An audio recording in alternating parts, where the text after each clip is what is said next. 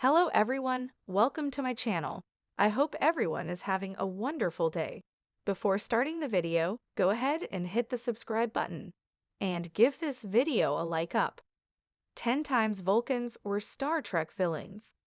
The Vulcans have been an integral part of the Star Trek universe since the very start, but not every member of the species is as upstanding as Spock.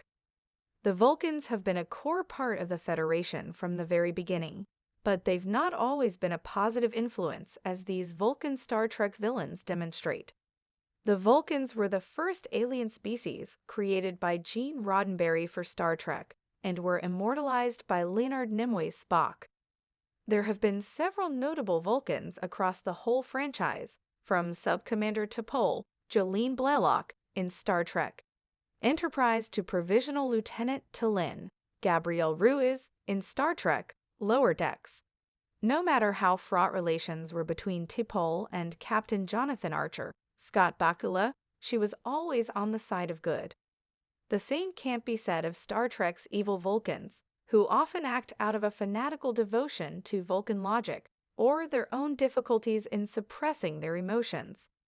Although the Vulcans aren't as well known for their villainy as their Romulan cousins, there has been a considerable amount of Vulcan villains peppered throughout Star Trek history. The Vulcan monks in Star Trek Enterprise, the Andorian Incident. The Andorians appear to be the main villains of the Star Trek Enterprise episode The Andorian Incident, when they take a Vulcan monastery hostage. The Andorians believed, rightly, that PGM wasn't a Vulcan spiritual retreat and was, instead, a listening post for spying on their Andorian neighbors.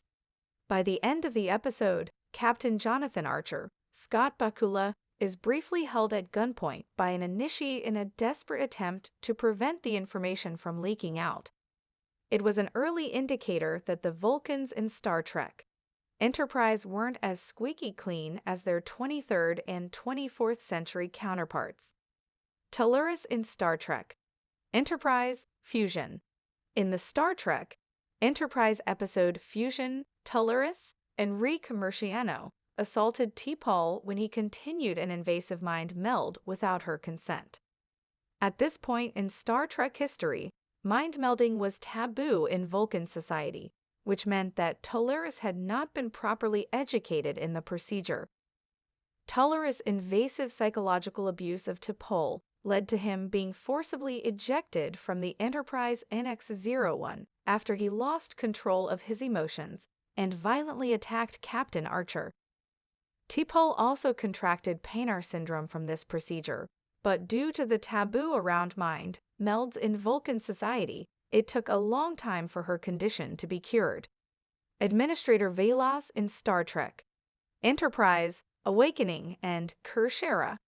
Administrator Velas, Robert Foxworth, was the leader of Vulcan High Command in Star Trek Enterprise, so would have sanctioned the use of PGM as a listening post. Velas' devious nature becomes more pronounced in the Enterprise Season 4 two-parter Awakening/Kershera when he allies with a Romulan infiltrator. Velas and Taluk, Todd Stashwick, were plotting a military alliance that would have enabled the invasion of Andoria.